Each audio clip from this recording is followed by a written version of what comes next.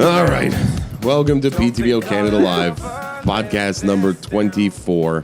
And, sponsor first, benvanveen.realtor. Have you heard of this fella? His name is Ben Van Veen. He sells homes all around Peterborough and the Kawarthas. You've probably seen his sign. They're quite elegant with shades of white and orange. And he's a hell of a guy, and you've heard me talk about him before on the podcast. And essentially, you know, he's one of these dudes that will, like, give you money to fix up your house to get more money for it, and then you pay him back later. He's like a loan shark kind of real estate agent type guy. So if you like loan sharks and you like living a little dangerously, then I actually, you know what? Ben's probably not appreciating this. He's not a loan shark. There's no illegal activities going on, although it is real estate. Anyways, just give him a call if you're selling your house. I swear he'll do a good job for you. All right, podcast 24 joining me now. A couple of guys that joined me about a month and a half ago or something, and I ruined the podcast somehow, and it just did not work, and the computer crashed, and I lost the podcast. And, so now they're back after quite a hiatus and joining me. Members of the Cityets we've got, and, you guys who are in radio and men about town in Peterborough, Toronto, Coburg, all over the place. Luke Foster and Dan Smith. Thank you once again for coming all the way back to my sweaty garage. Well, thank you very much. It's always a pleasure to be in the sweaty garage. I see you've added a fan behind you. It'll keep your back dry. That's usually in the baby's room. But today I said, you know what? Screw you, baby. The Cityets are You need to over. grow up strong. I've got Luke and Dan here, and I want them to be less sweaty. Well, thank you, Mike. It's a pleasure on the way over here. Pleasure to be back. We had a great time last time. Yeah. It was unfortunate the show got lost. I hope we can recapture some of that magic. Well, today the beer's in cans, so there's an important part of the podcast that won't be For the podcast that got ruined, loyal listeners, Mike cut himself quite deeply opening a bottle of beer. There's blood all over There was blood, and he kept going. Yeah, that's blood right there on the garage floor. It's still there. I left it as a reminder to not be an idiot. To get cans. But I was using a bottle opener, and I found out it's not really a bottle opener. It's a wine bottle opener, and you know the side that swings out that catches the side of the bottle? Mm-hmm. I was using that to try and open my bottle of beer, which is why the top of the actual bottle cracked off in my hand. And that was a lot of fun. We finished the podcast. We did. We did. You did. You wrapped like a diaper around your hand and kept going. And we were so impressed. We're like, that's a man. You know what? I should have actually wrapped a diaper around my hand. They're incredibly absorbent. Yes, they are. So how the hell are you guys doing? We're doing well. Good, yeah. And it is good to be back. I'll echo that too. So thank you for having us back. Well, I heard you, calling me out and chirping me in your podcast. So I wanted to clear the air. I wanted to know if the reason why I asked us back this weekend is because our last podcast was like. Totally. I was like, I'm not having these stooges back. And then I heard your podcast. I'm like, crap. I can't take What were you guys talking about? Absorbent waffles? I think we were kind of, a podcast, sometimes you struggle for something to talk about. Right. And the subject of tampons came on for the tampon drive that Danny Stover has organized, the Pat Party. And then we became like two silly boys, and then it became about how absorbent waffles are, and because poor people without tampons using the sidewalk, and it was just Well, we had highbrow on our Facebook group. Yeah, it totally was. It was, and that wasn't even like I had to edit out about. That was only about half of what was talked about in that. Yeah, absorbing. Anyway, I'm not even going to get into details. It landed on the cutting room floor. Yeah. But no, we had our very first contest. I think we're going to keep it up. Where we were giving out tickets. We asked people on our Facebook page to answer a question. It was kind of specific because we asked what the food craving if you had to name your child after the food craving you had while you're pregnant, what would it be? And the winner, Julie Follis, who actually didn't end up coming to the show, it was waffles. Waffles. And so that's why waffles. And magically, that just tied into tampons and everything else that was popping around in my head. Luke kept giggling. I just kept talking. It was freaking hilarious. My wife just popped her head through the door. And she made this face like, "Are you guys on? Are you on?" There she is there. Yeah, we're on. Jennifer Judson makes another cameo on the podcast. This can't keep her. Can I help you with something? Sorry to interrupt. Quarry Beach. Where is it on? Quarry Beach? Up in Ennismore? No, Quarry Beach is by the petroglyphs. and it's on Northeast Bay Road. Look it up. All right, so she's going to the beach, which I think is a terrible idea because we're recording this podcast right now under a severe thunderstorm watch. Yes, we which are. is issued by Environment Canada. Environment Canada, and issued by 93.3 The Star and 107.9 The Breeze. And I that issued that was warning this morning. skillfully taken care of by Luke Foster. So you're still working with those guys down at it's not Pine Ridge anymore though, right? It is right now. It is, yeah. Oh, okay. Yeah. They if it gets approved by the CRTC, which it will, that won't be confirmed until mid to late August, though. Okay. But once it's confirmed by the CRTC, the takeover from MyFM, September 1st, all of Pine Ridge is now MyFM. It's wild because it really makes the MyFM group players in the Peterborough area because Yeah. they're going to have 4 radio stations going here. The sports one. Well, actually, technically, I mean, I know you get the Star and Breeze here in Peterborough, but because they're out of range geographically, yeah. they're not actually considered Peterborough stations. So technically they'll have 2 stations here, 2 down in Coburg, but because we get them and they still Yeah. advertise to Yes. Peterborough as well Yes. down there, I'll consider them still quasi Peterborough stations. Oh, yeah, no, totally. Yeah, But yeah. technically speaking, they're not Peterborough stations. MyFM. Yeah. That's crazy. They also have a station in Brighton. Yeah, and so the takeover will happen by the end of the summer, and because you are an employee there, I'm not going to ask too many tough questions because there are some things I want to know. But yeah, I used to work for them Yes, for Magic. Yeah. They're good folks down there. They are. They really are, actually. So, and Really you know what? good MyFM is, while they're still a corporation, they're still kind of that homesy, kind of down to earth style station. So Yeah. I think it'll be a good fit for you guys. Yeah, no, I agree. Everyone seems pretty positive, generally speaking. I mean, there's a little bit of nerves too, but that's natural. But in general, everyone is pretty positive, and I think I'm going to get fired after every show, so I know the nerves. But Well, so- I was late yesterday for work, so I'm surprised I haven't been fired there. They're waiting until September 1st, like the rest of them. Don't worry here's about your it. walking papers. Yeah. Walk back to Toronto. why isn't anyone else walking? It's just me. Yep. Yep. So City at Show on Friday was fun. It was fun. It was a lot of fun. It was fun, yeah. All right. So if anyone's listening, these guys are part of the City. It's Improv comedy troupe, which do a show. They do a show every month, the third Friday of every month at the Gordon Best Theatre. And we talked about this on the podcast that got lost, but we'll do a quick revisit on it. The City had started about 5 years ago, but Dan, you've been doing improv in Peterborough and sketch comedy for a while now. Yeah, originally I started with a group called the Shrimps that actually featured Mr. Luke Foster as well. Ah. And we started doing weekly shows, doing original sketch comedy, and then a second half we do improv. Yeah. And we did that for several years, and Yeah. we think we changed the shows to every 2 weeks. We wrote a full-length feature cartoon called Peterborough Time. You wrote it. About You wrote it and Barney animated it. Yeah, well, with a bunch of other people too. He couldn't have done it himself. It's impossible. That's why they always outsource. Well, they voiced it. Everybody else voiced Yeah, it. everyone voiced other people, personalities in town, and it was all about an evil MP that gets disgraced. And when was that? That was written like 6 years ago, Peterborough Time? Oh, more than that. A little bit longer than that, so it was longer before the actual disgrace, but it was successfully predicted that something was going to happen. We were just wrong in the details. This is interesting that you wrote this thing about an evil MP getting disgraced, and then it all pretty much came true. It all Yeah. came How true. did you know that he was going to go down this road? We assumed that was always going to be his demise.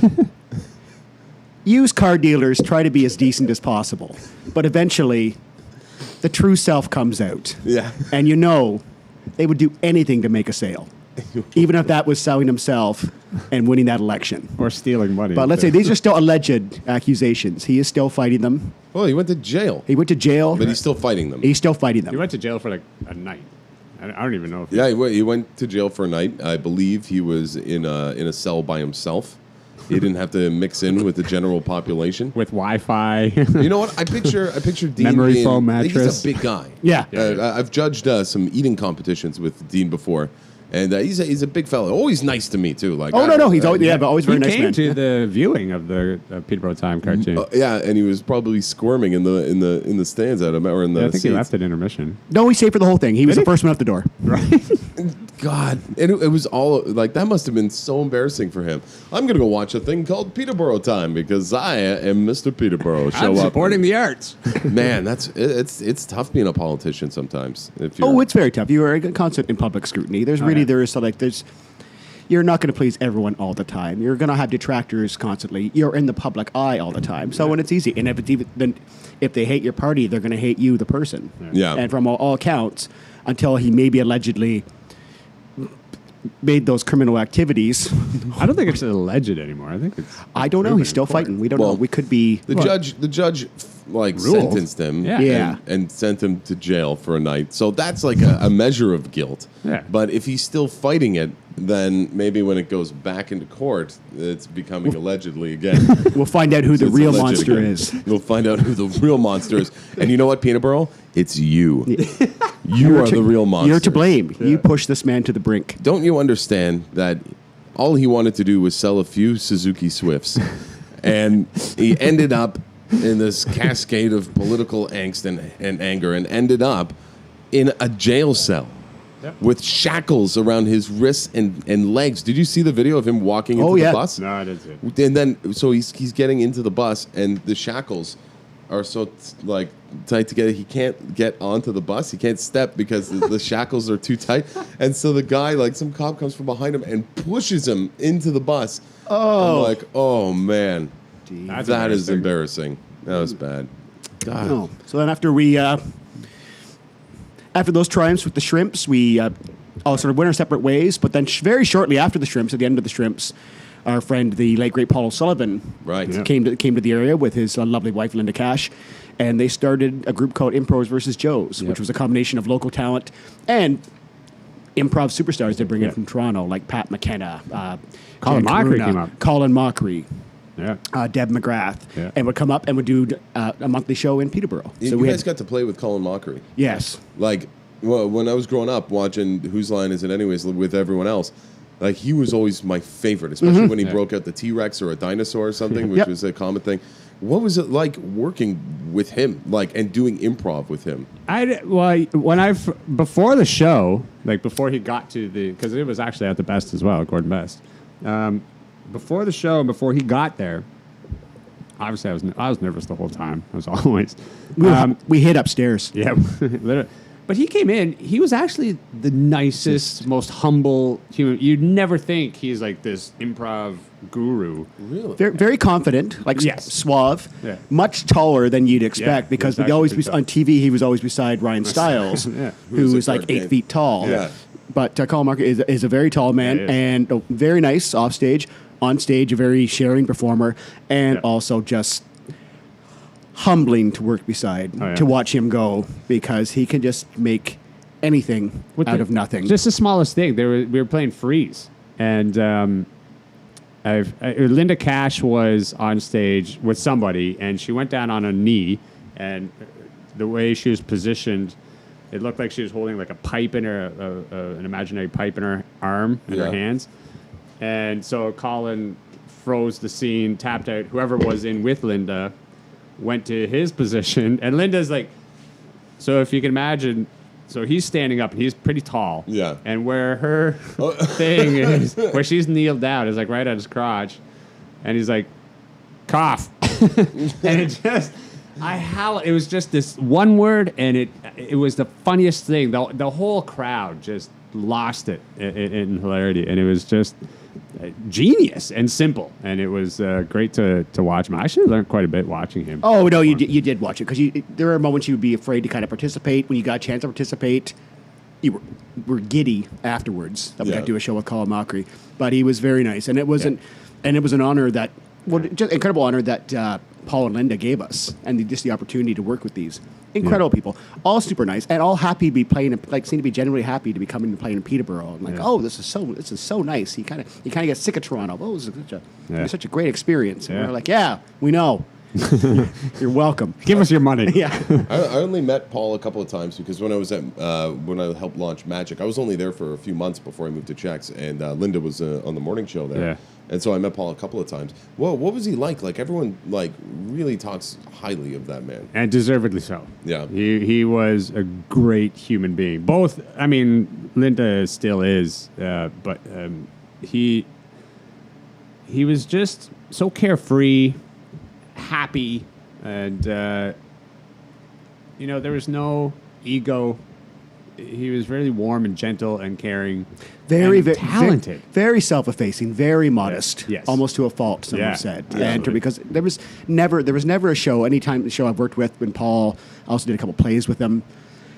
There was never a moment in any show where at least several times, I would say several moments per show, where I'd be just overcome with laughter, watching some twisted thing he had done on the stage, or just some expression. Yeah, just facial expressions sometimes on stage when Paul was on stage, and I'd be in stitches over at watching him. No, and he was and he taught improv. He was a great teacher as well, and he was very, very, very supportive teacher. He'd tell you what you need to hear, but never in a way.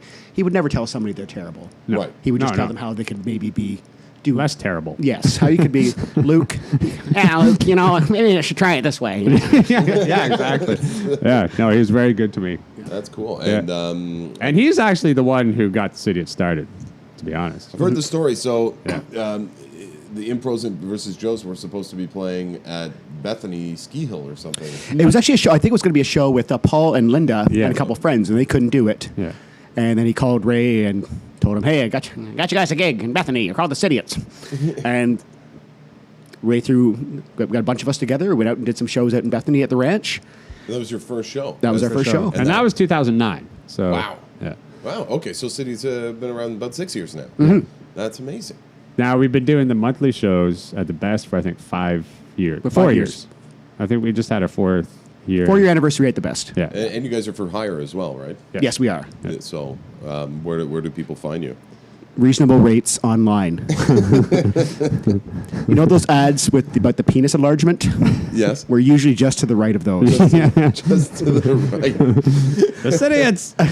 You can find it on our website. I think it's the Cityimprov.com. cityimprov.com or cities.ca. I don't know. Try them both. Try One of them both. is Just look up gonna work. Sidiots.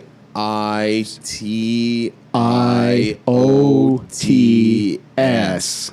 Sidiots. Yes. that's Sidiots. Improv.com or CA. Improv.com or CA. Yeah. Something Or like CA. that. It might be .ca.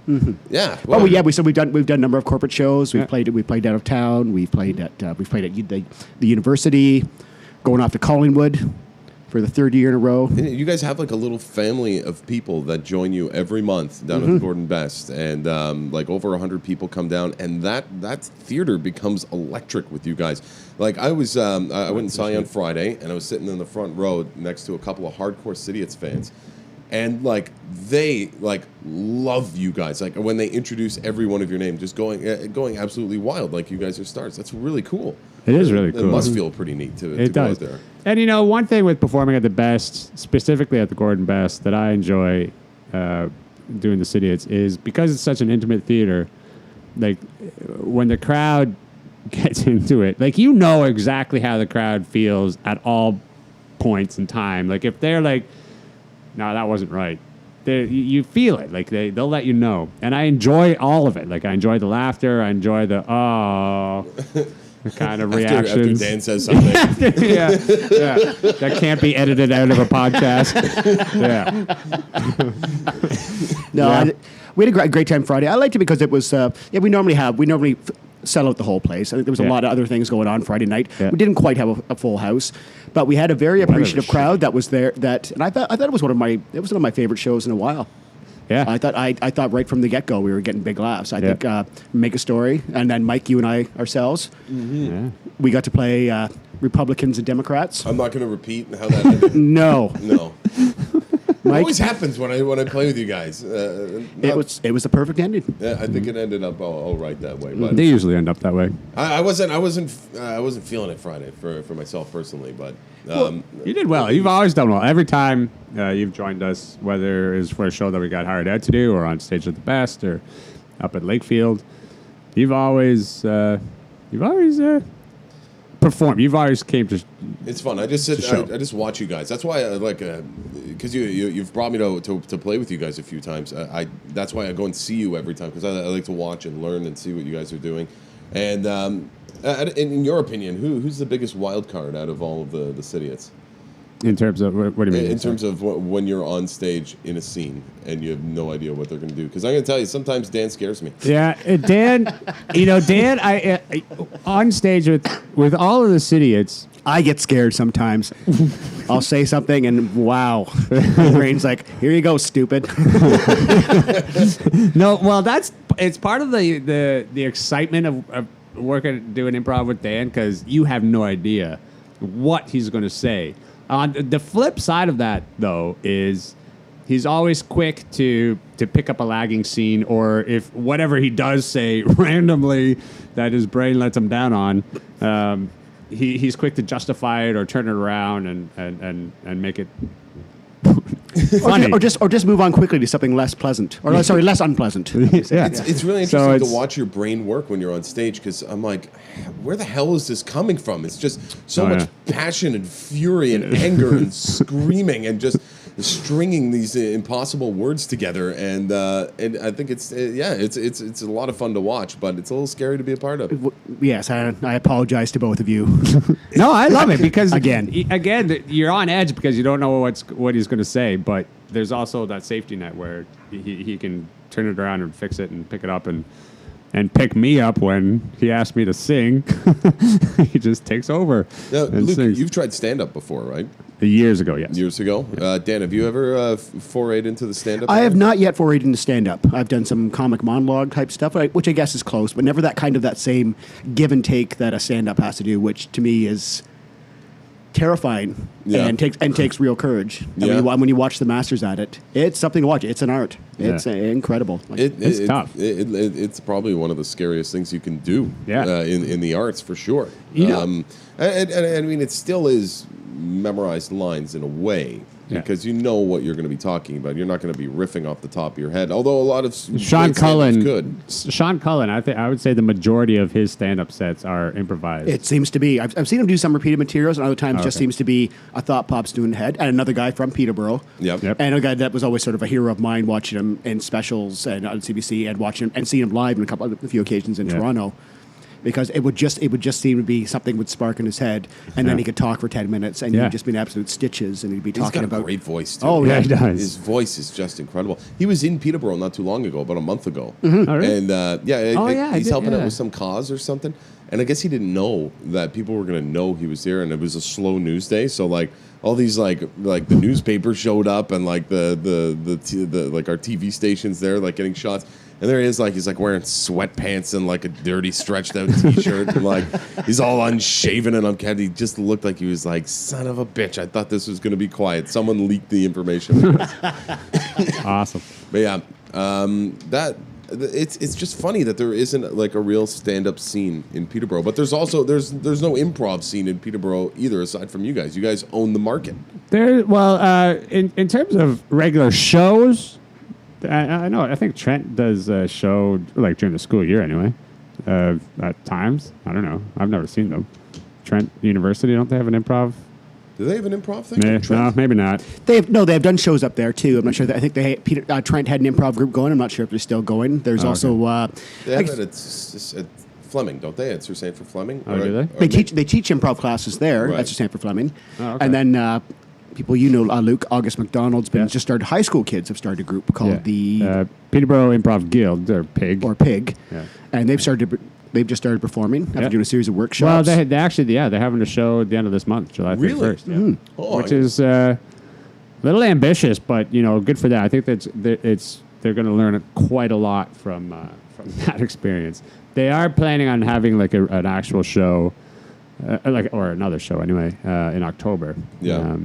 And there are also improv classes still going on at the Theatre on King, and improv workshops going on Sunday evening. And I know members of that workshop are planning to put on their own show in 2 weeks, I believe. Really? I've just heard. Oh, okay. So this is the Peterborough Improv Guild. It's PIG. That's PIG, is the Peterborough Improv Guild, and that's the high school students. Yeah. And then the Theatre on King is separate to that. That's Papa, isn't it?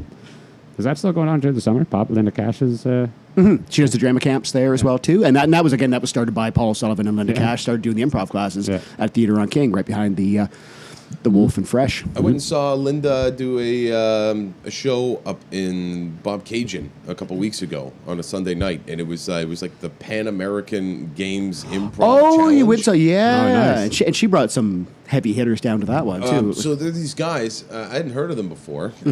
From Slap Happy. Sandy Jobin Bevins and Dave Pierce, maybe. Yeah, Yes. Dave Oh, Pierce. yeah. My God, were these guys funny? They're amazing. They were good. Like They were the first improv artists I think I ever saw perform, and they came years ago. They came to Peterborough when there was a Peterborough Fringe Festival going on, and up to the Gordon Best. There was hardly anybody in the crowd. There was this group, Slap Happy Improv, and there was this guy Dave. There was Dave Pierce and Sandy Jobin Bevins. I don't remember the other two members, and that was one of the funniest things I'd ever seen in my life. Yeah. And me and Dave years later, when I first started doing some sketch comedy in Toronto, met Dave at several shows. And super nice guy, both great guys. But yeah, really, and they pop up in movies, and they are very, very I fast. think one of them might have been in ski school. I don't know. He looked very familiar. I think Pierce might have been him. Okay. I don't know, but I don't know why I would remember that. No. It's a terrible movie. Yeah. But absolutely awful. But I would like. I'd like to see them again. You can tell that they've been doing it for a long time, and I think they work with Second City Yep. and they're instructors and that sort of thing. Have you guys ever considered Second City? You have been there, haven't you? No. I haven't been to Swatch, but I went to Hummer College for comedy, and a lot of the teachers when I was there, this is a number of years ago, came from Second City. Yeah. To teach and actually, well, Joe Flaherty was like he didn't teach anything, but he was kind of there as like a consultant At Humber? at Humber Train. Yeah, So when I was there anyway. You got Yeah. to hang out with Joe Flaherty? Yeah. Was he nice? Seems like Really nice guy. Oh, really? Yeah. I was gonna say he's probably a jerk, No. just because of that guy who used to play on SCTV, who was with the white suit and the hat. Guy Caballero. Guy Caballero. He was a bit of a jerk. Yeah. Yeah, absolutely. But yeah, I don't know. It's nice to hang out with you guys. It's nice to see you on this sweaty Sunday afternoon. It's good being here and hanging out with you too. Yeah. Well, Once You got again. to do something on a hot day. And, we've got some shade here in the garage. Yeah, we got the fan from there's your kid's room. there's We stole. the heavy bags hanging up. If we get Yeah. too frustrated, we Yeah. go Just go and work that over for a bit. Work that- Still got work some it- blood work on it out the of our floor. system. You There's got the blood- machete still? Oh, there's a new member of the family. Oh. It's not a machete, but it's Oh, Is Jesus. that like a Bowie knife or a Bowie That's a knife? knife. yeah, Wow. it's a big stinking knife. It's a great knife to That's stick. pretty sharp too. It's very sharp. So be careful with that. I had it up camping last weekend, and it worked great. I whittled some pretty beautiful artwork. It's got a bit of weight to it too. Yeah, it's good for. I bought it primarily someone? for bear stabbing in case I had to. I like bears. I don't want to have to stab a bear. You don't want to know. They're miracles of nature, and they're great, brilliant, beautiful creatures. But if I had to make a choice between you and a bear, Yeah, and you had dropped your knife, yeah, don't worry. I'd pick it up. I'd be on that bear's back, that's right. riding it to its death. Where would you stab the bear first? I always think about this. I always think, probably not in the back, because there's some bone and a lot of fat. probably go to for get the through. neck. I would try to get the neck, but there's a lot of fur around there too. Yeah. I think, What about in the pee-pee? check to see if the bear has been fixed, Right. as more and more bears are being Yeah. to control just their carnal nature. They have too many kids they can't support, Right. so they end up eating them. So they go to disreputable vets who work in the woods. Yeah. But I think the tenderest spot, and that is definitely would be a tender area, I would imagine, I would on imagine a bear. too, but yeah. to get to Why the don't you just pee-pee, give it a good Yeah, boost past the claws you'd almost and- have to disguise yourself as a cub? as a female bear Right. and present. But you have to check the pee-pee to see if it's a female or a male. Well, you need two disguises or just two wigs. Yeah, just just two wigs, and take one off. If you find out that it's a male, then you can put it back on or whatever. Yeah. It's a great idea. So yeah, I bought that knife primarily for bear stabbing, just in case. My wife wanted to have it in the tent, so that was very important. Wow. Because we had our baby there. Yeah. We brought the baby camping on the weekend. Yeah. If anyone has babies, I don't know if that's a great idea. I'm second guessing it. It was okay until you're standing in the middle of your campsite at 5 o'clock in the morning in your underwear, heating up a baby's bottle inside of a dog dish filled with water on a Bunsen burner. Then you start thinking about, what the hell am I doing out here? This is not camping. But Kevin Callan, if you know who that guy is, he's like a camping guru for Ontario. He's based here in Peterborough. He's from Peterborough. Oh. And he's always on CBC and CTV, and he's like doing bear survival and just canoe trips. He has this great book called the 50 Best Canoe Trips in Ontario, and it's incredible. Huh. He had a yard sale yesterday at his house, and all that gear right there is what I got for $15. 2 Thermarest, 4 dry bags, and a life jacket for my son. Wow. It was a good deal. Yeah. $15. Did either of you guys like to go camping? Love it. Love it. Yeah? Yep. We should go on a canoe trip or a hike sometime. We should. Absolutely. We're definitely well armed now. We could each have a pretty hefty blade. Yeah, it's true. I've got enough blades to go around for everyone. I don't know what my knife obsession is about. I've never had to kill anything with it. I've never had to hold up a liquor store with one of them. I've never held anyone hostage. But you don't know. You don't know. You're still a young man. These things could happen. A situation might arise when Bears it's like, could break into your house. It could. I usually keep a knife at my bedside table for that precise reason. Or if guns get totally outlawed, Yeah. Yeah, you're going to need some protection. it's true. And you're probably up on most of your neighbors. What's the thing? And I'm not really a gun guy. Have you guys ever shot a gun? Mm-hmm.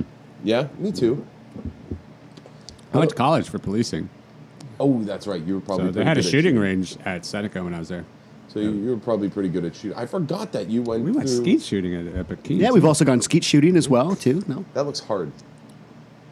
I actually hid most of mine. Oh, fancy pants over here. Yeah, I'll have to know. At one point he was blindfolded. Yeah. At one point he shot over. He had a mirror over his shoulder and shot like Alfalfa and Little Rascals. It was very one-handed. impressive. But it's one of those sports. Yeah, it's very difficult. But the time, even if you just shatter that clay pigeon by pure chance or a ricochet, you feel like the best person in the world or the great. You feel deadly. Yeah.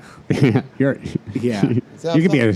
I've thought about whether or not I want to own a gun. I was like, if we move out to the country one day, I should get like a shotgun or something. Or I don't think you can have shotguns. Jesus, this is a shotgun. Well, isn't that what you get? I don't know anything about No, in the guns. country, Get a yeah. sawed-off shotgun. It's normally for hunting. Like you have to keep it locked up. But no, I think if you're out in the country, a shotgun should come with the house. And that's to protect against bears. Bears, intruders, the bank, just whoever comes onto your property and you don't want there. Even now, the bears are encroaching because they don't have a bear hunt anymore. They're coming closer and closer to the city.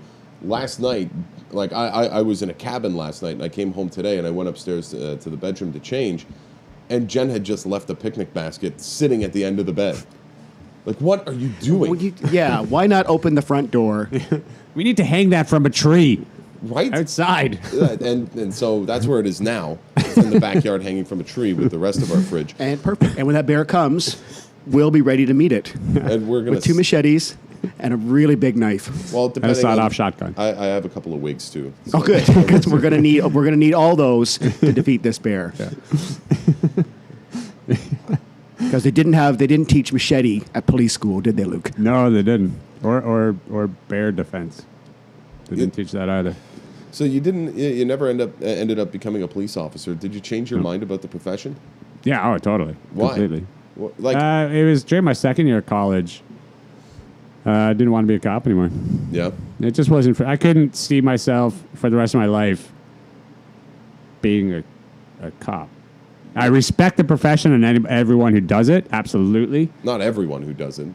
Because it there's takes a bad seed in everyone. Well, yeah, of course. Right, Yeah. every organization checks TV. I'm their bad seed, and then like policing, policing's under the microscope now, all through North America, and probably rightly so. Yeah. No, in the States, I'm not even getting into that because that's just going to be a long rant. But no, in Canada, it's a tough profession to just the mental strength you need alone, not only physical.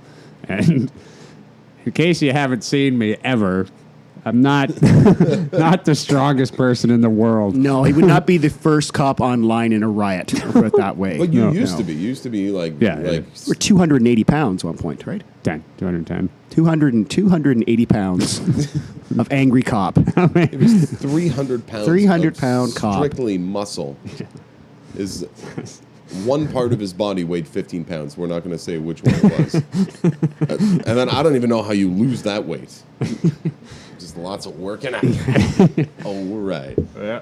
All right. So you didn't become a cop. Nope. I always thought about the profession like, I don't know, I wouldn't want to give out traffic tickets, but I had. I wouldn't care at all because I speed. I don't text and drive at all. I don't. And I can't stand it when I see people who do. But, I speed. Like I go, especially yesterday when I was late for work, I was going a little faster than I was supposed to. Yeah. Because I was already late. I wanted to get there as soon as possible. And if I was a cop and I see somebody doing 110 in an 80 zone, Yeah. I don't care. As long as you're focused on driving and you're not texting or any of that But nonsense. speed kills, but- Luke. Speed kills. Okay, but that's what I'm saying. So if you're paying attention, and if it's 140 in an 80 zone, okay, yeah, I'm pulling you over. But anything up to 110, 115, whatever. Yeah, who cares? So that's probably why I shouldn't be a cop either. No, and you'd be pretty easy to bribe, too. Yeah, totally. Oh, my God. You got some rum in there? Yeah, I'll just take that. Go on your way. But we had Murray Rod on the podcast, and that's why I said to him, I was like, Murray, chief of police, I'm like I always I always thought about becoming a cop because some terrible things happened when I was growing up. A friend of mine, his sister was murdered, and we're on a search party for a couple of weeks, looking for her, and the cops that came and these auxiliary police officers volunteering their time to help, and I was like, these guys are great. I was really impressed. But then I was like, I don't think I could give out traffic tickets. And then Murray Rod said to me, he's like, yeah, after your first fatal accident when you show up that was caused by speeding, and you see how many people it affects, then you'll give out tickets. I'm like, maybe that's a fair assumption. But yeah, They didn't teach us that in policing when I was there either. Did they show you lots of dead people in the college? No. You'd think they do that to prepare you for. Well, the they didn't awful- have to do that. They didn't, and I still am nah, not for me. Sorry. So it wasn't really necessary for me anyway. All right, so you've decided to take on a life of radio and being a thespian. Yeah. And look at me now, living the dream. Happier than you would be if Yes, you were a absolutely. cop. Yeah. So that's fun. Yeah, no, I love what I do. It's just. can't Oh, really- let me ask you guys a question. I'm going to be helping Ray out, and I think you're in Ray's Snow White thing, which is coming up in December. Yes. How do you memorize lines? Well, when they're Ray Henderson lines, I use them as a suggestion, but not as a mantra, nor as the gospel. Oh, thank Neither- God I'm not no. performing with you in this. Yeah. No, honestly, it's just you do it by. I've always done it by rote. I just read them and say them, and then suddenly they just they're there in your head. 'Cause- And when you rehearse with somebody else too, you just find. No, eventually they do stick. It can seem like a very daunting task if you have a lot of lines and you stress about it. But eventually, when it comes closer and closer, you have enough time to prepare that Yeah. anyone Hopefully. can memorize lines. Luke Foster can memorize lines. It's true. And if Okay. I can do it. And he couldn't memorize the Miranda rights. I had an idea because I've got 3 microphones in here Yeah. that I would take a script and then I'd read the other parts of the script and then leave my lines blank. So as a way to help me memorize them. And, Oh, I yeah. could bring them in the car and bring them to work, put them on my headphones. I know a couple of people who do that. Yeah. It works for them. I don't do that, but it works for them. I don't know. I gotta learn how to do this quick because I have no idea what the hell I'm doing. And thank Ray Henderson for taking me out of my comfort zone again. Thanks a lot, Ray. You jerk. I know he's listening to this right now. Yes, Not right this now. very He's second. not in the garage outside. No, he is. Maybe he's up in my creepy garage attic Dressed as a bear, eating Get popsicles. that knife ready. with indeterminate pee-pee, Yeah. wearing 3 wigs. But yeah, I don't know. I'm worried about it, but I don't know. I guess worry is what makes you be good. Right? Don't be. You have plenty, Learning plenty of lines- time and Learning it's- lines is actually the worst part of theater. I hate it. I can't stand. I hate that part the most. I do it because I kind of have to, but it's the least fun part. Yeah. Right. If you're on stage in front of an audience and you know your lines, that's great. Have you ever forgotten a line on stage? Oh yes, God, yeah. Oh God, that terrifies me. it's an awful feeling, but that's why it's a cast of people, not just you. Right. If it's just you on stage, yeah, you could be stuck, and you might be there for a long time, and you might just slink off in disgrace. When you have a cast around you, people are all there for each other. So if you miss your line, someone might know how it is, what it is, and can work it back in and get you through it. Sometimes it might come to you just in time, or sometimes you just say a version of it. I remember a time, actually, it was the Shrimps. We were doing a show at Fleming, and Dan and I were in a sketch. It was called I Want to Be Alone.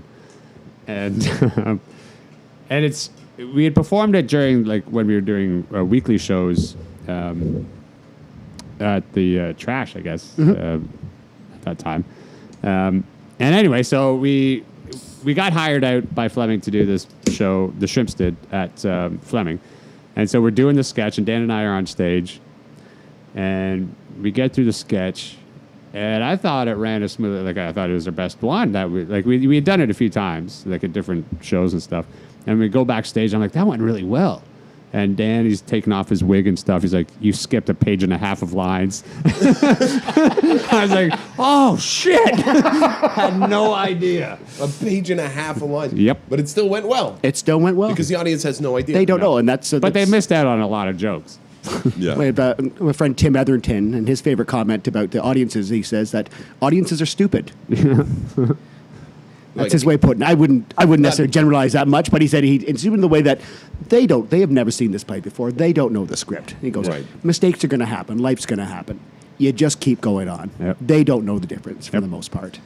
All right. Yeah, I was talking to Tim Walker after the City show, and he was fabulous on stage. He was. He's incredible. He's got a lot of energy. That guy. He was very funny. And he had just done a show he had just finished a show at a Fourth Line with 2 rain delays. Finished the show, which is a very high energy show, and it's hot, and it's outdoor theater, and there's lots of running around. Drove like a banshee, avoiding the local cops. Yeah. Got to the Gordon Best and jumped right on stage and got right into it. Yeah. It was incredible. And was spot on. He was good. I was talking to him after, and apparently at Fourth Line, it was because they had 2 rain delays. It kind of throws you out of your mojo, I guess, while you're on stage. And someone forgot their line and said on stage, "I forgot my line." What? Oh, hi there. We've got visitors to the podcast. It's my wife. Yeah. All right, go have fun at the quarry. Avoid the Hey guys, thunderstorms. watch the radar, eh? Yeah, I looked at it before I left. The timing looks for like 7, 8 o'clock. All right. Nice Man, meeting you. my wife ruins all my podcasts. She's like, "Oh, are you recording?" And I can see her out of the corner of my eye, and I nod like, "Yeah, we're recording." And she steps closer. Okay, well, I'm gonna interrupt it anyway. I have a question for you. Well, just come in and ask me the question then. They're on their way to the beach. They're on the way to the Quarry Beach. Have you been there? I have never been. People have asked before, and I hear it's very beautiful. I hear it's. I didn't even know it existed Yes. until now. Yeah, it's a Farthest I've ever been. It's a very small, private kind of family beach. Not a lot of people go out there. Mm-hmm. And now you're for all the 5 people that are listening to the podcast, don't go. Apparently, there's Major zebra thunderstorm mussels. warning. It should hit tonight, just as I'm going on stage at the Homestead Theater for invited dress rehearsal of More Than a Memory. Yep. What's that? What's More Than a Memory? It is a show written and directed by Paul Crow, who set up a theater called Homestead Theater in Ennismore. He, like Judy Garland and Mickey Rooney used to talk about, let's put on a show in the old barn. That's what Paul Crow did. Really? Literally. On his sister and brother-in-law's property. They had one huge barn that's full of chickens. Yeah. If you're there, go to the other barn. The one that says chicken barn, don't go The in. chicken show is not what you'd expect it to be.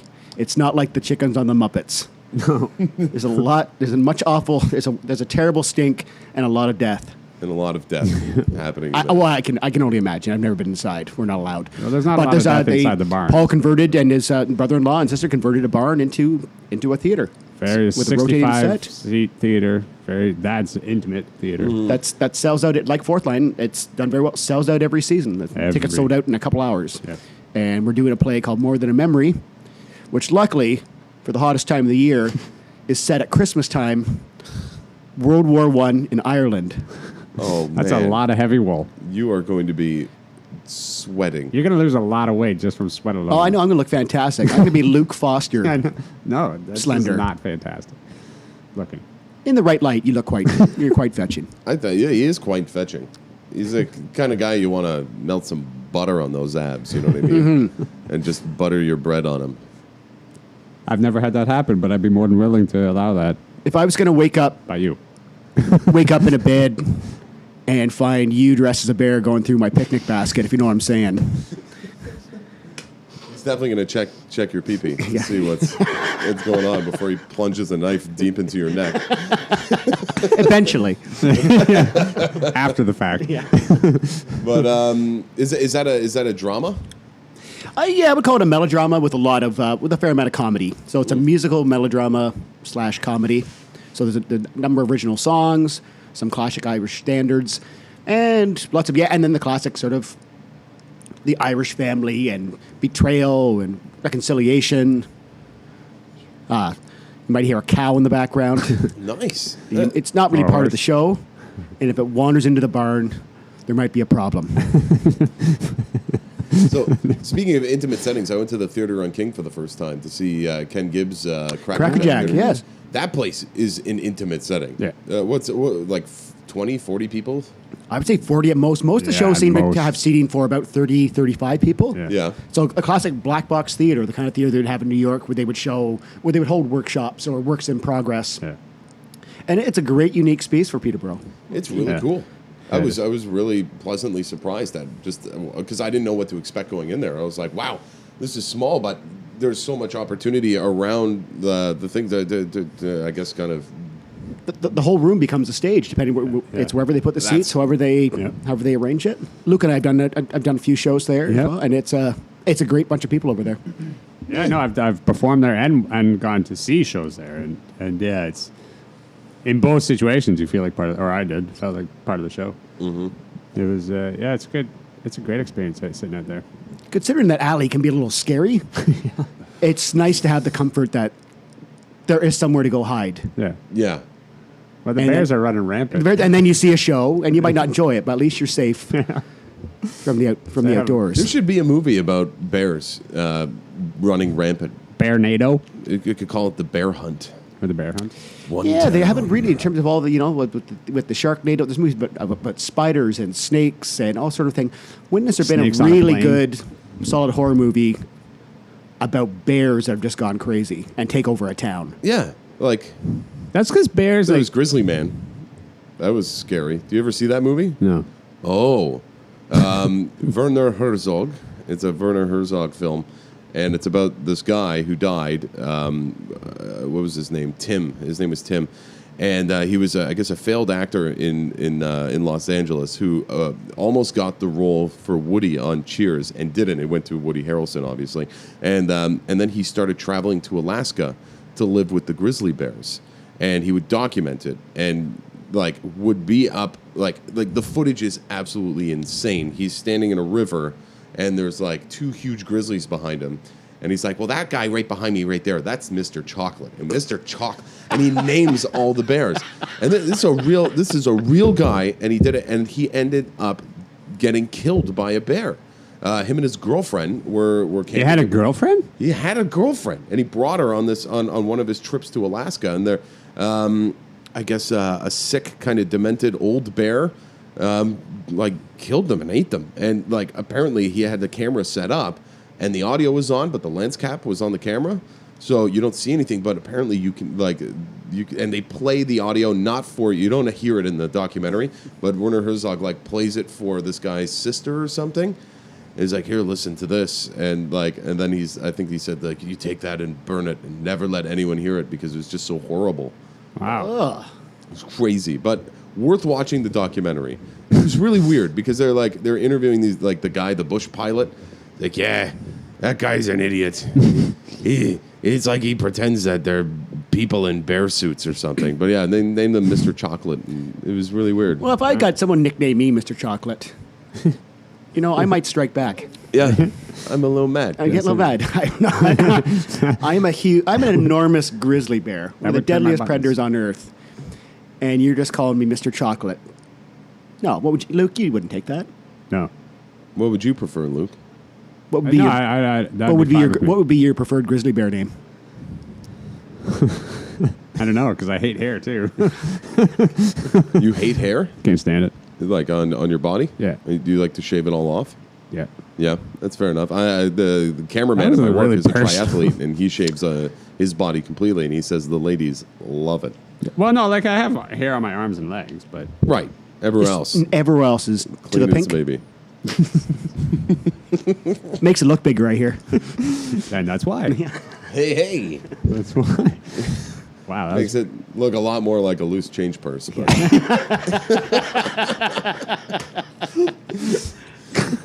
It's all about what presentation. would be your grizzly bear name, Dan? Ideally, if I was a grizzly bear, I would still want to have that weird kind of bald paint.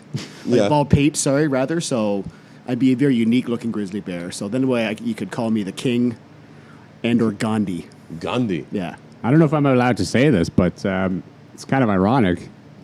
He's playing a bear in the Christmas show. Yes. Coming up. And As, Second year in a row, I played second year in a a row. talking bear. I Leave played the, the I knife played at the home, famous Mike. talking bear from Snow White and the Seven Dwarfs. Right. Much last year, I played the famous talking bear from Cinderella. Right. It's not in every version of you read, but in the original German, the talking bear was a central character. I was going to ask, do you think Ray's okay? Is he all right?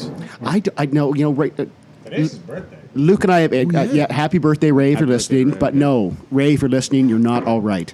Should we sing Ray happy birthday? Sure. Sure, it'll be after the fact, but yeah. All right. Me. Happy birthday to you. Happy birthday to you. Happy birthday, dear Ray Henderson.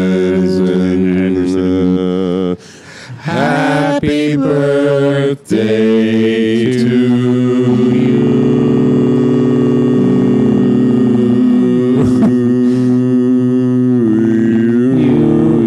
Nice.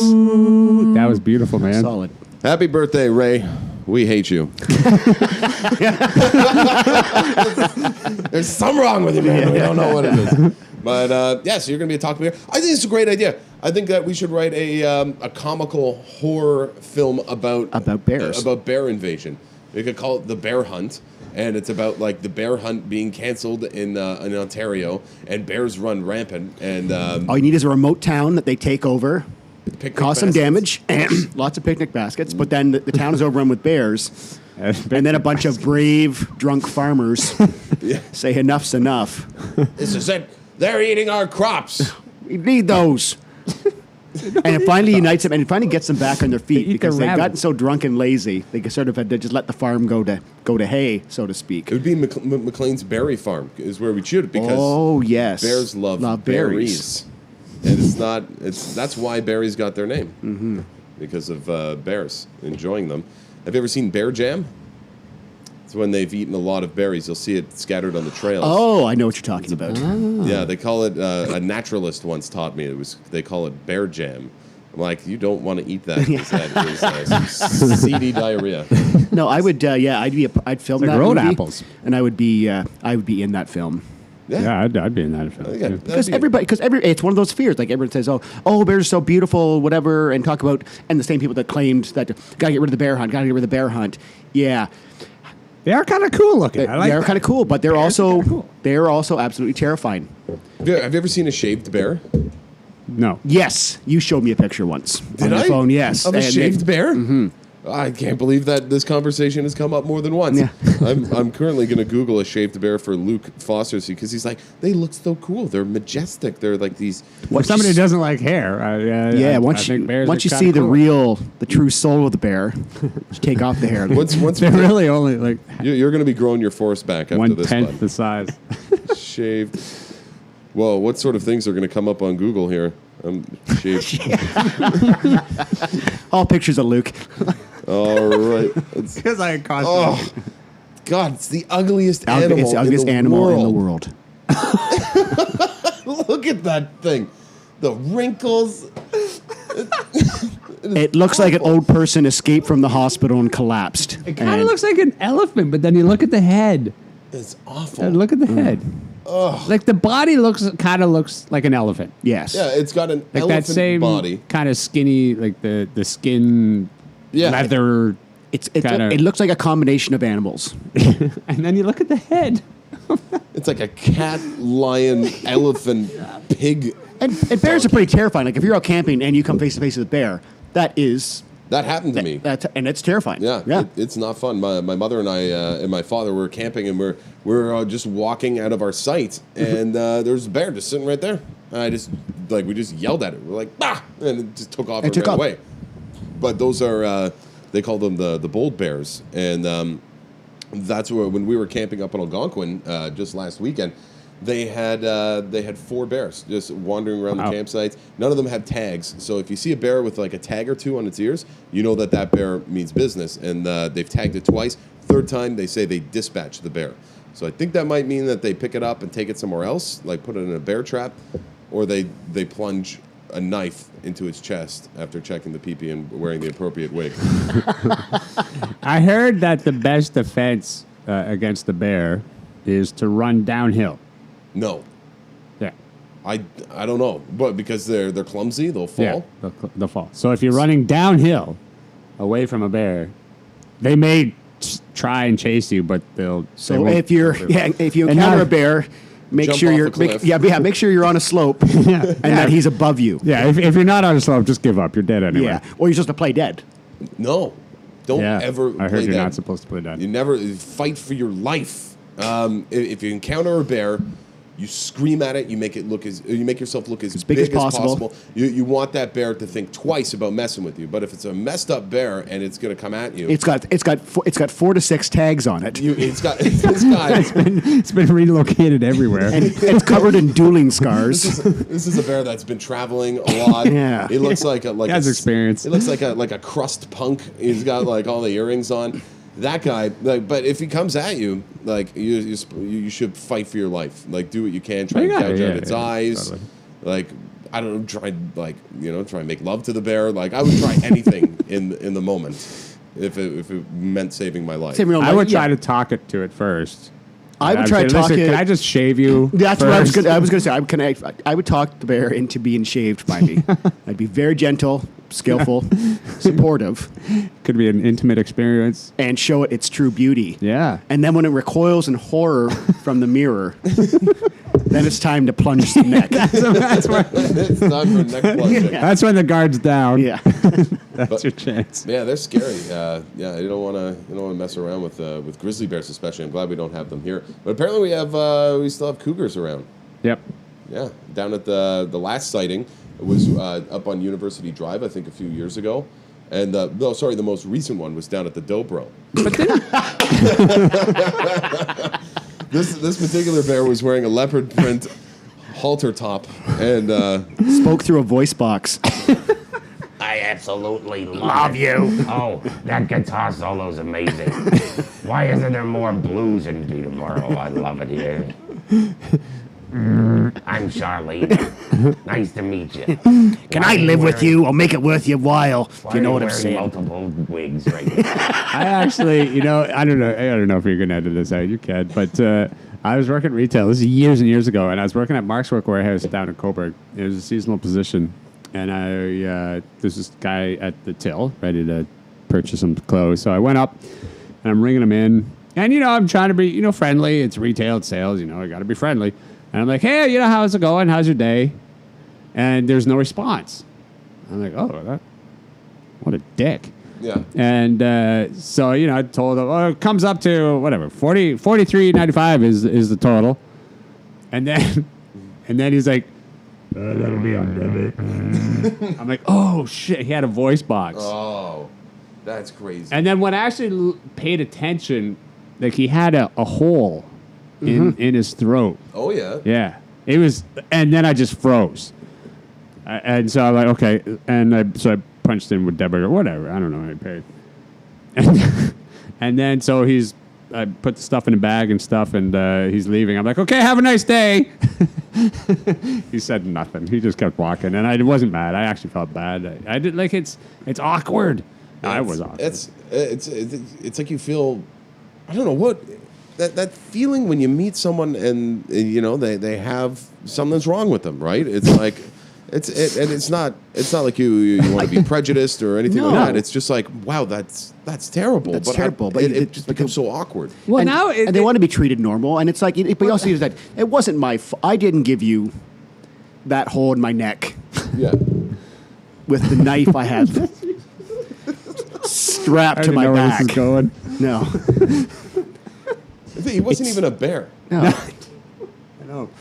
I gave him the hole in his throat because I thought he was. But you want to act like it's all fine, it's cool, but it's not. It's very uncomfortable because you have that sense of you feel kind of guilty. Yeah. You shouldn't really feel guilty. I mean, well, the thing is, like, what's going on in your head? You start double guessing and questioning everything. Like, do I talk to him like normal? Do I Because make him knowing that you can't respond? Do I make him sing to me? This is it. Like, do I keep talking? Like, do I make him do the voice box thing on Right. me or whatever? Do I do an imitation how- back at him to make him feel more comfortable and suddenly pretend that I also have one, even though it's clearly just my fist? Yeah, But you're like trying to show some empathy. Is what you're saying, Dave. but I think they don't want your empathy. And they don't want your sympathy. No, they don't want anything. No, they just want to. They just want to buy their wool socks and get out of there. Yeah, and you did. Was it wool socks he was buying? I have no idea. I can't remember. This is years ago. Where was this retail place you were working? Mark's Work Warehouse in Coburg. Oh, Mark's Work Warehouse. It's a fancy store. Probably just buying a bunch of scarves. Yeah.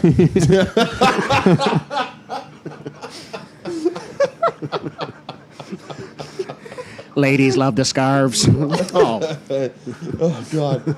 Yeah. You know what? I'm going to leave this in. I'm going to leave it in because I didn't say it. That's You good. guys did. We had- So that's perfect. someone had to say it. Someone. It needed to be brought up and discussed. But it's tough, man. I did when they did that ALS ice bucket challenge, and like half of the world's fresh water was just wasted, and people in third world countries thirsty watching videos on YouTube were Us just disgusted. wasting water, and then whoo, that's chilly. Someone is dying of thirst in a desert. Well, not even that. It's like, oh, that's chilly. This is so cold. But like it's for ALS, which is like a terribly debilitating disease, which really is is. incredibly painful and awful. Yeah. So I, being a better person than everyone else, decided I wanted to. Actually, someone gave me the idea. Why don't you go in a wheelchair for 24 hours? So I did that, and I went around Peterborough, and I was in my house, like crawling around on the ground. No one was home. Like I could have just like been like, shut the blinds, and like, Yeah, I'm in my wheelchair. shut up, leave me alone. And then, but I was trying to get into an establishment down in downtown in Peterborough, and they didn't have the proper ramps to get up. And like people were coming by, and they thought I was legitimately in a wheelchair trying to get into this restaurant. And like almost fell over like 3 times, and I had to get like 3 guys to help push me in. I didn't tell them that what I was doing because afterwards, like that would have been like, thanks guys, and like get up out of my chair, and, like go get a beer. Like I'm like Guy Caballero. It's for respect. Guy Caballero comes up twice in one podcast. Wow. That's Did you make it? Did you make it the 24 hours in a wheelchair? Yep. It was. It was Good for you. That's awesome, actually. I would suggest anyone to try it because it was. It really opened my eyes to anyone that has to live in a wheelchair. It's crazy. There's just so many things you can't do. It was like trying to make dinner and what was it? I can't remember what it was, but there was like one ingredient. I'm like, all right, and it's like almost done. I look up, it's like top shelf. I'm like, I can't get it, so I had to not eat dinner that day. It was bad. Because of one ingredient? Yeah, something. It was important. I can't remember. I'm trying to remember what it was. So you're halfway I think done I think cooking. it was pizza sauce. I was making a pita pizza. By the way, my favorite food in the world. Yeah, same. Do you guys eat pita pizzas? I do. Yeah. Oh my god! I didn't. It's the easiest thing in the world. Yeah. And it's so satisfying every Yeah. time. And it's so crunchy. Yeah. And it's not a lot of crust. It's not very thick. I love pita pizza. It's almost taken me out of the pizza market in town. Although I do like to order a pizza, like a traditional one. I really like the pizza down at Southside. They make a good pizza there. But Dan's a cook and a chef. Are you a chef as well? No, just a cook. Just a cook? It's called just a cook. I don't like that, just to cook. Apparently, Well- you're a very, very good cook. From what I've Well, heard. yeah, no, I have some talent, and people seem to enjoy what I do, and I like cooking and stuff. I just don't have the papers. Right. Like I'm not I'm not a purebred Right. chef. I want. But just like I think like a chef with papers is like a dog with papers. Not my first choice for a pet It's like having or a meal. It's like having a diploma in comedy performance and writing. Yeah, like look at Luke. He's got a diploma. He's a cop, nearly. Well, we're kind of all in the same boat here because I'm a weather analyst. I'm not a meteorologist. No. I don't have my papers. I never went to school.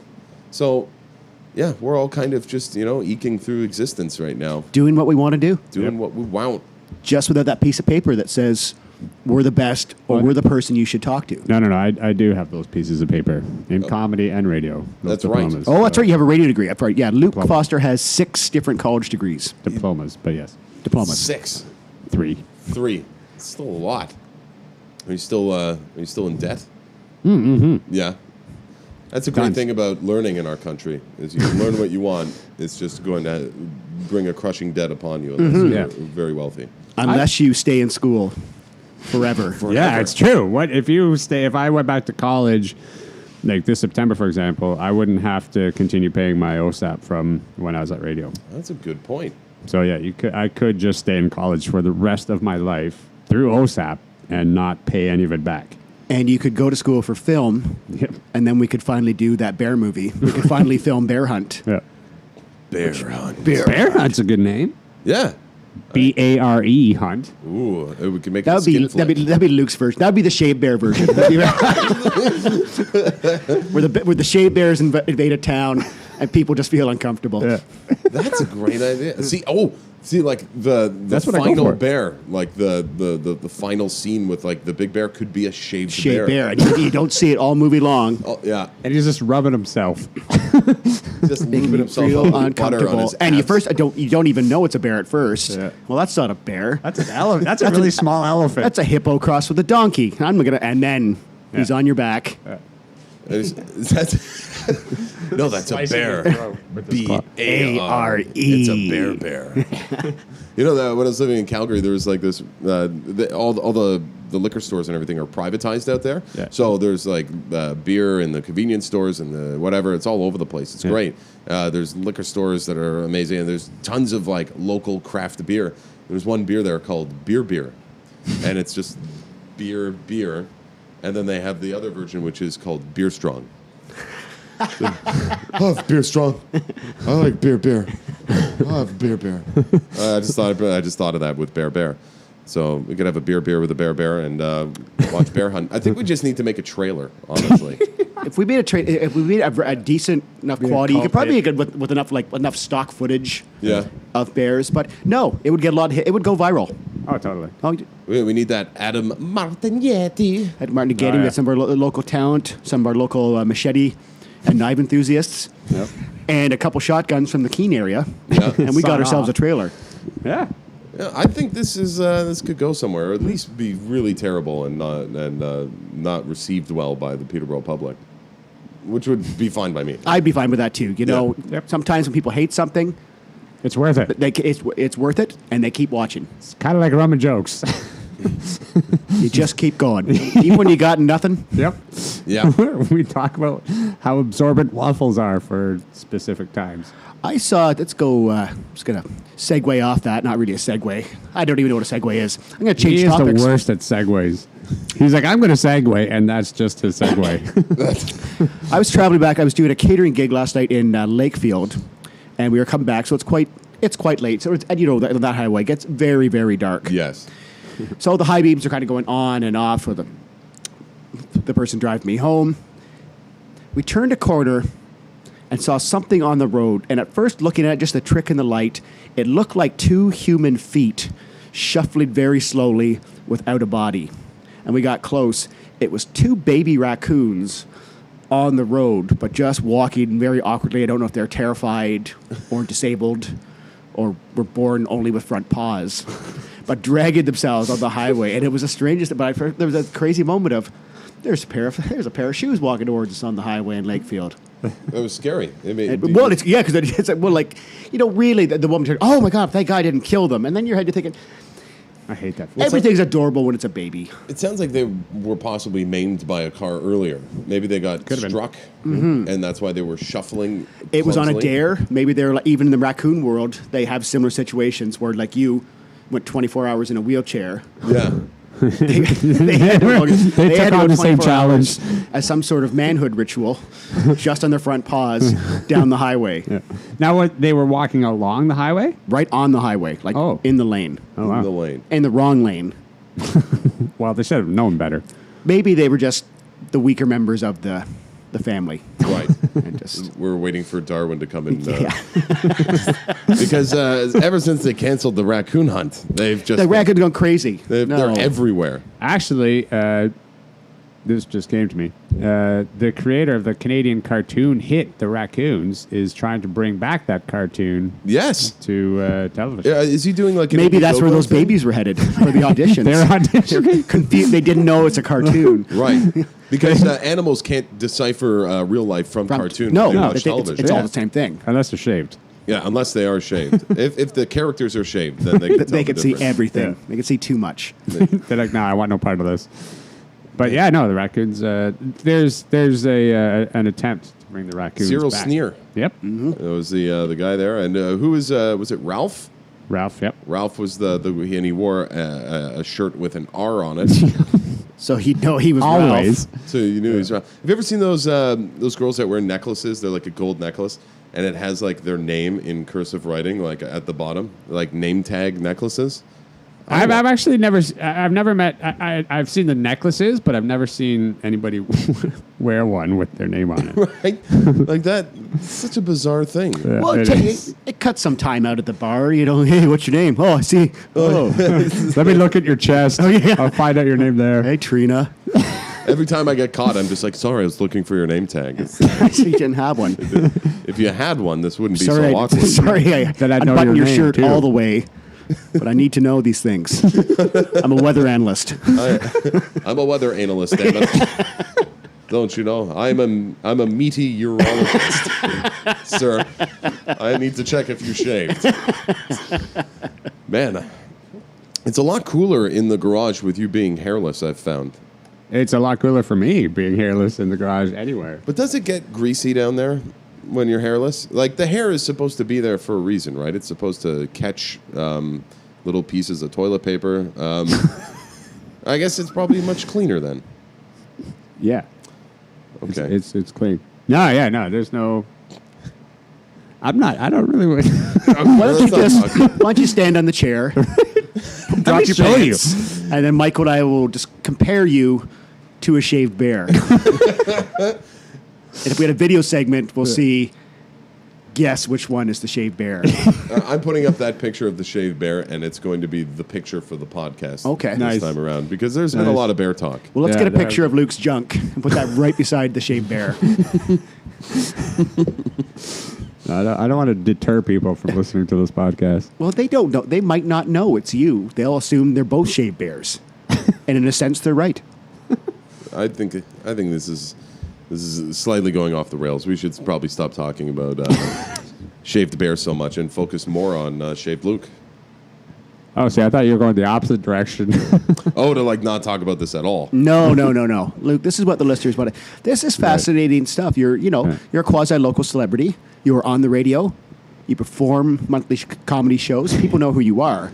Now they want to see the real you. They want to see the shaved bear that is you. You ever have that moment when you're on the radio and you're talking and you're like, man, like I wish I could just say this. Yeah, oh, always. Isn't that the worst? More times than not, I have those times on radio, I feel- especially when I'm live. And it's different. I was actually talking to Dan about this recently, actually on our last podcast. It's like when I'm on the breeze compared to the Star, like it's a different demographic each. You have each to cater station. to Yeah, exactly. different people. Yeah. And I prefer personally being on the breeze because it's an older demographic, like they're more matured. And they play classic rock. Yeah, and I prefer the music personally. No offense to the Star. Star's great. I love Star 93.3. But I can talk about things on the breeze where I kind of feel like I have a personal interest in an Right. investment. Whereas I'm on the Star, like I don't give a shit if Kanye's closing the goddamn Pan Am. Who cares? I don't care. And I'm not going to talk about it. I don't care what the debate is, and that's all a bunch of nonsense. I don't care what Meghan Trainor did last night or what she wore at her concert. Like, Really? that's a bunch of nonsense. But you post about it. I saw a post. I have to. That's exactly it. When I'm on the Star, that's you the really kind of have stuff to? that I have to. Or Yeah, you just I do, have grown because to- that's what that demographic of audience wants to know, apparently. You should just start posting just conspiracy theories all the time. All the time, That's the thing. On the breeze. Like, I can post, like, should pot, be legalized here in Canada? Like, should we make that happen? And it just, there's a huge debate that comes up. Like, when in the States most recently, when gay marriage was legalized, there was a priest in Texas who was caught saying on the phone to some politician that he would rather burn himself alive than marry to same-sex people. And this came up in the social media, so I posted it on the Breeze Facebook page with the caption saying, should we just let him burn himself alive? Or is that too harsh? Right. Like, I gave them an out, the audience. It got about, at all said and done, it got about 80 comments. I don't even know how many likes. And every single one of them was like, I'll bring matches. I'll bring marshmallows. Yeah, we'll have a bonfire. We'll make s'mores. Let them burn. Practice what you... Like, it was all... But I love it. I love that. Just you must have loved that sense of power. Yeah, totally. You held that man's life in your hands. And he's not even a bear. No, he's not a bear. And you could... You almost made that happen. Yeah, I would. It's not up to me. I gave the audience an out, and it's just I love it. I love The it. man almost died because of you. Well, it was from his own doing. That's true. It'd be great if we could get a trans person, very convincing woman or man, to marry the same sex, but looking opposite, and get him to marry them and trick him into thinking he's doing a same-sex marriage. And then the wigs come off and get switched. And then we light the fire. And then we light him on fire. Or he lights himself on fire at that point. You know what? This whole gay marriage thing is ridiculous because, know, like, okay, gays can get married, and that's fantastic. Yeah. And it should have always been that way. Of course. But... it was because I'm a cynic at times. Everyone's Facebook profile was like rainbow, and it was like it was a big win, and it was a big win. And it's a great thing. Yes. But there's still so much that they face, like in terms of discrimination and just ignorance of people out there. I'm like, what is their next step? What is the next step? What do we need to focus on? I don't know. Yeah. I don't know, because it's kind of like that was a huge thing, and it happened. And this podcast just took a very serious turn, but I think it's riding out the storm. Yeah, it's as simple as an issue like integration years ago. Yeah, there was going to be some awful times, and eventually people are just going to accept it. There's always going to be that fringe element that is going to be very angry. That the Bible wavers that holding a match, cover themselves with gasoline. But as long as we keep pushing normalcy, kids will keep growing up, and they will know about it, and it will become normal. It will just like, two men can get married. Two. Well, I don't know about that. I question that, and I do wonder about that because look at slavery. When was slavery abolished in the States? What year? Right after the Civil War. Right, which was Civil War era, 1860s. Right. Well, right now, currently, today, in the States, slavery is still an issue in the States. And these are kids, how many generations from 1860 that are being born and raised and still like, I hate black people for whatever reason. There is no reason. It's just because you're afraid and you're ignorant if you do. And it's the same thing towards same-sex couples. Right. There's an ignorance, and those people are allowed to breed and raise more ignorant people. Like, it doesn't ever, or it hasn't anyway. I'm not saying it can't, but it hasn't gone away. The slavery issue, well, there's no slaves, but there's still... Well, not in the U.S., but I mean, there's slaves all over the world, and lots of them. And it's still a very prevalent problem of course. Across the world. And even with, like, just in the States specifically, there's not slavery, but there's still a discrimination against black people. Oh, absolutely. Yeah, of course. And so that's my point. So I don't know if people are going to be children being born now, being raised in this new same-sex marriage thing. It depends on how you're raised. We should stick shaved bears on on all the ignorant kids, racist and homophobic kids. Make them raised and or live with a shaved bear. See, That'll teach them. I was waiting to see when this was going to come back because you know what? It is all about. It's just about fear and ignorance, and not understanding. Why do you think they have so many guns? Yeah, because they're For scared. protection? Give me a break. Well, there's more guns per capita in Canada than there are down in the U.S. Yeah. And why are they killing everyone down there then? And why are we not? Yeah. Well, what is going on? No. It's crazy. It's just fear. It's ignorance, and that's the same thing that the Bears face, and why they're having an upheaval and an uprising. And I think that's all the more reason to make this film here in Peterborough. Maybe that would be the kind of subplot to the film.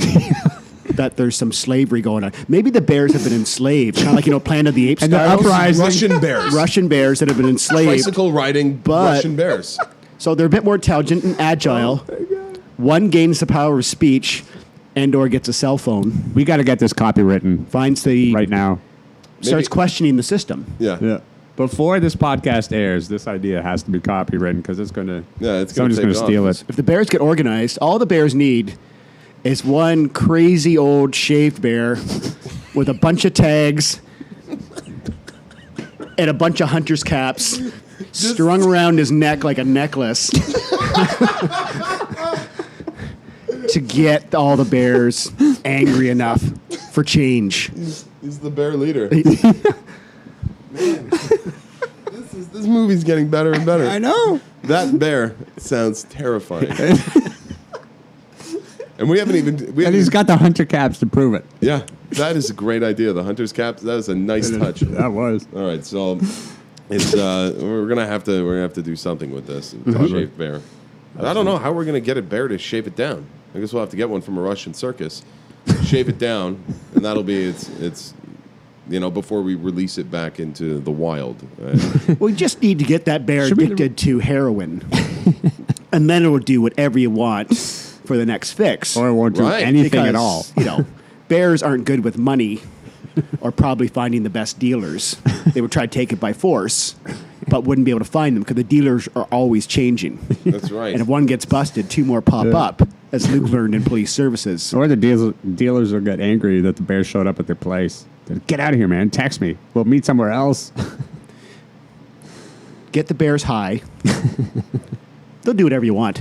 Yeah. See, this is where the cell phone comes into play. Yes, this is how America works. This will have to be an American film. We could shoot it in Virginia. Virginia's Well, very we nice. could film it in Canada Mm-hmm. and claim we're in Minnesota or wherever.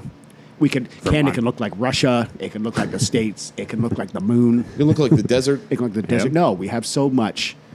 We just need a bunch of bears. Arnold Schwarzenegger's not happy that so many films are being shot in Canada. I know.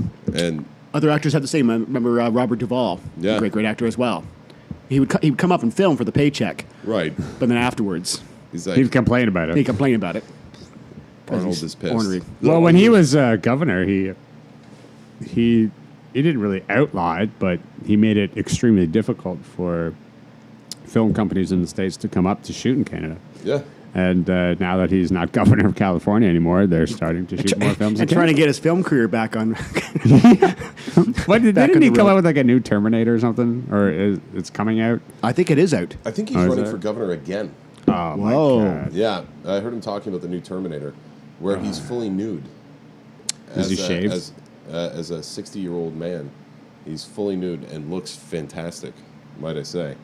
It makes me feel sad because I currently look like a bunch of potatoes lumped into a sleeping bag. Yeah, we all. Well, you and no. Well, I'd say all of us have unique figures. Yeah, I think Well, yeah, everyone. If you combined us all into the same person, we might. we'd be like a naked Arnold Schwarzenegger. It's true. Yeah. You'd have like the beef of me, and then like the lean musculature of Luke.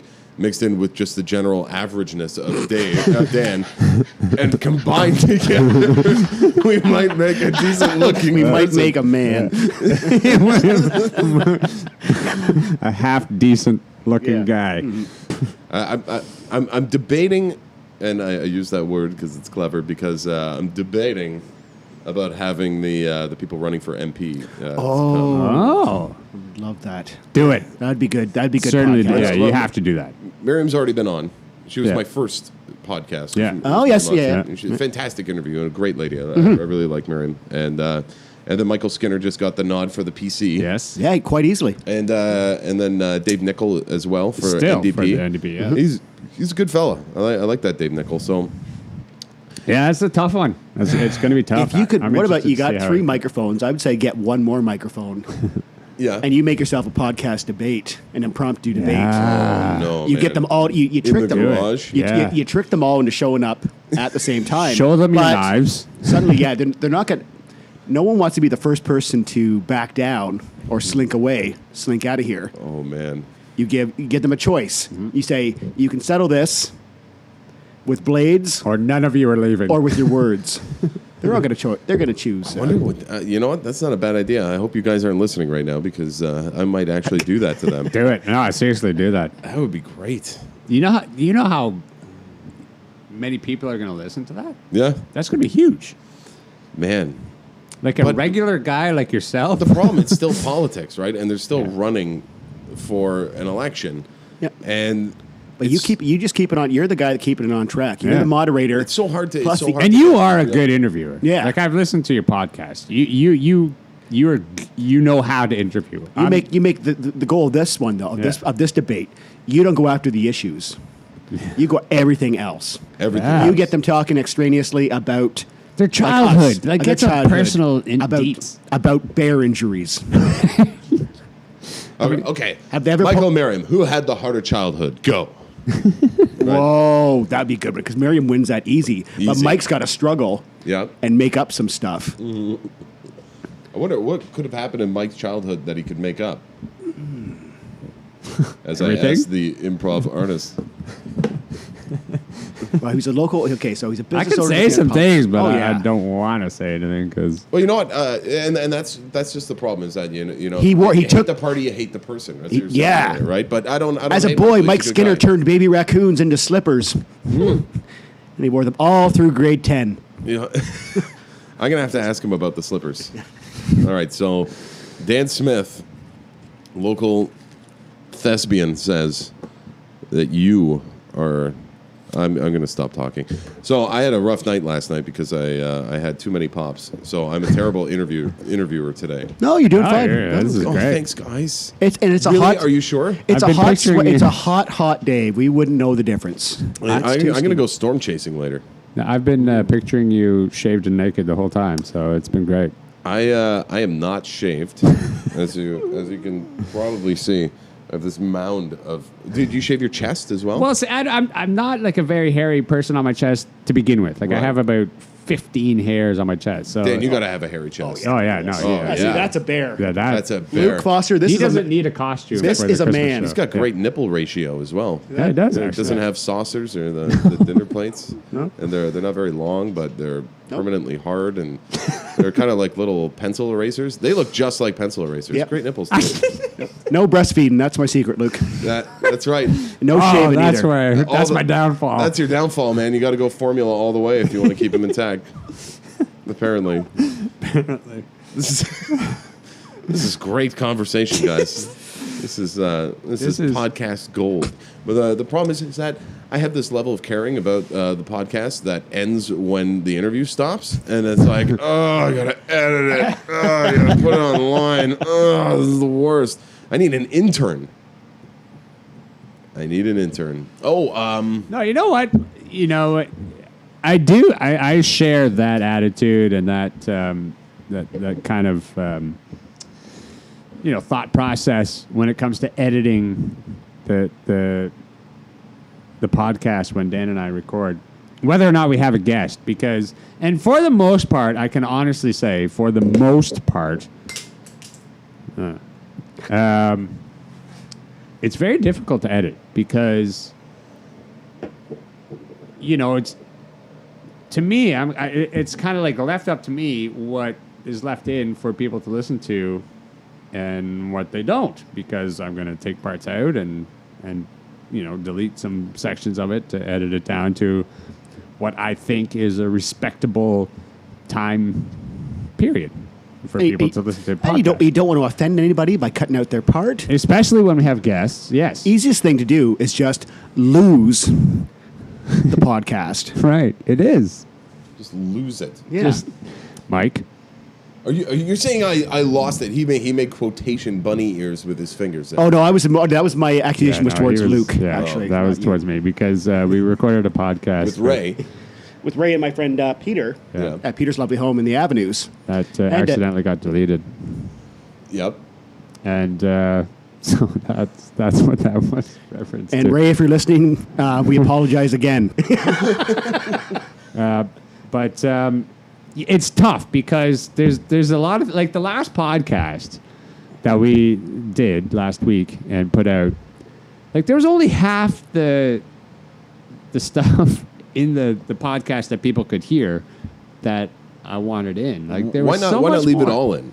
A couple of reasons. The main one is length, and with Dan, I've told everybody this that has joined us on our podcast. With Dan, on average, there's about 5 things Dan says during the recording of the podcast that simply can't be aired. I'm thinking of a couple things that might have to be edited out of this. Right. Yeah. So, actually, no, my radar hasn't gone off except for the just a couple F-bombs that you keep throwing out. Yeah, because I'm that was me. Yeah, twice. Oh yeah, twice, 3 times sorry. I counted. Three times? Yeah. Okay, I'll have to go through and listen again. Great. Now I have to go through and listen to this thing. See, I don't edit anything out because lazy and lack of caring. So as soon as it ends, I'm like, just mix it down, throw it on, because I don't know. This is the longest podcast, by the way, I've ever done. It's over an hour and a half so far. Oh, wow. Oh, wow. Yeah, well, we usually, and especially when we have guests, record for about 2 hours.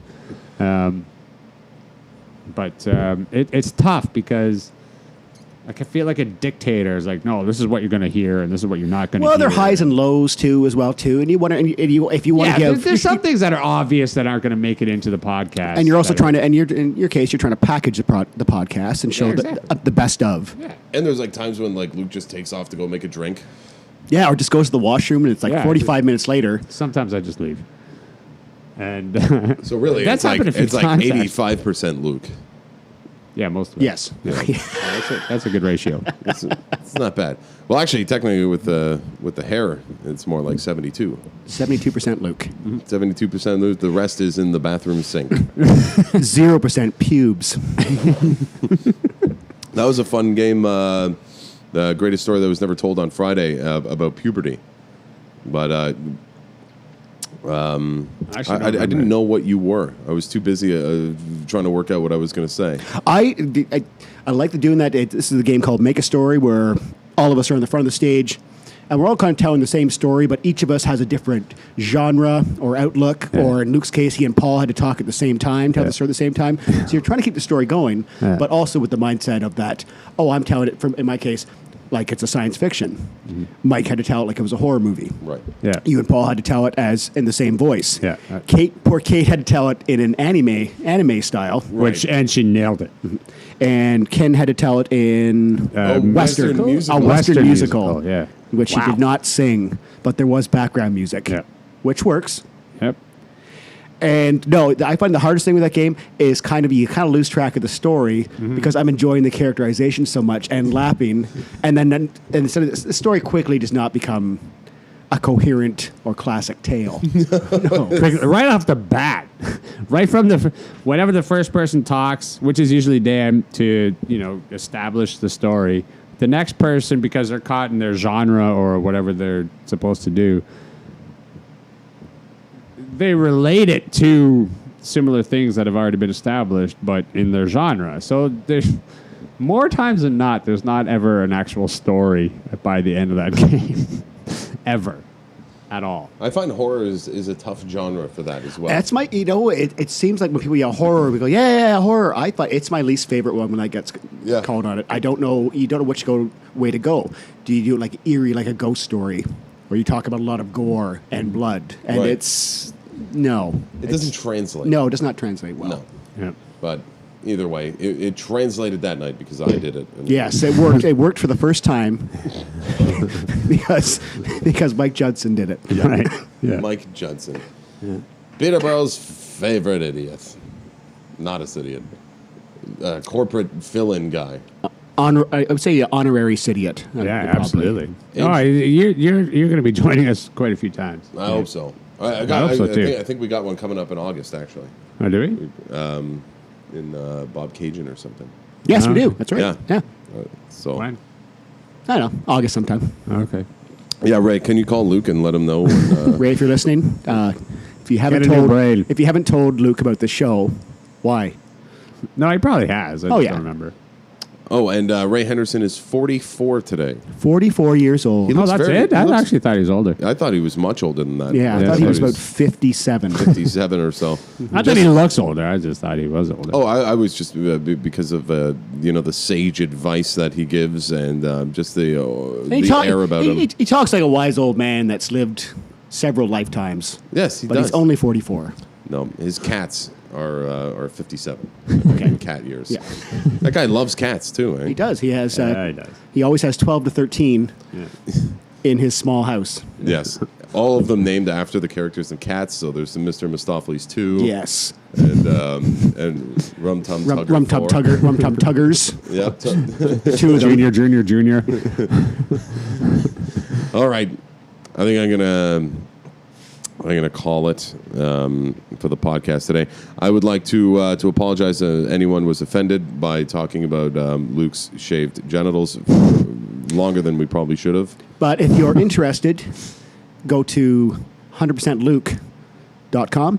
100%luke.com. There Yep. will be pictures there. It's available of shaved bears and shaved berries. I will post some pictures of shaved bears on the website. And and check out their podcast, Rum and Jokes. It's a hilarious podcast. I love the editing, and I love the theme music produced by Bo Dixon. yes. Yep. Yep. And Bo Dixon's going to be doing Snow White and the Seven Dwarves again. With music this- for you. Yeah, we're doing the whole soundtrack for that. It's going to be a lot of fun. But once again, you guys are great fellas. The podcast that got lost was way better than this one. I just wanted to point that out.